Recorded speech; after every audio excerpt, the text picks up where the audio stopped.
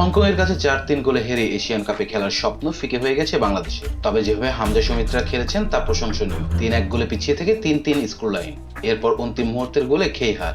এমন হারের পর দলের ও সমর্থকদের উদ্দেশ্যে সামাজিক যোগাযোগ মাধ্যমে একটি আবেগঘন বার্তা দিয়েছেন বাংলাদেশ জাতীয় ফুটবল দলের মিডফিল্ডার হামজা চৌধুরী।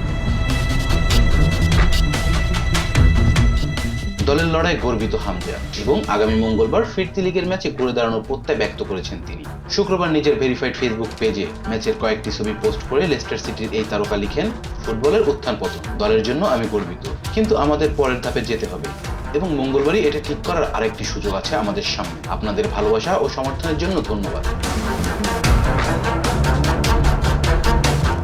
বৃহস্পতিবার ঢাকায় অনুষ্ঠিত এশিয়া কাপ বাছাই পর্বের ম্যাচে বাংলাদেশের হয়ে নিজের দ্বিতীয় আন্তর্জাতিক গোলটি করেন হামজা। তবে শেষ মুহূর্তের গোলে হৃদয় ভাঙে বাংলাদেশের। আগামী মঙ্গলবার হংকংয়ে ফিরতি লিগে মুখোমুখি হবে দুই দল। সেই ম্যাচ জয় তুলে নিয়ে ঘুরে দাঁড়াতে মরিয়া হামজা জামালরা। Islam, B sports. Please subscribe our channel to get more information about Cricket World.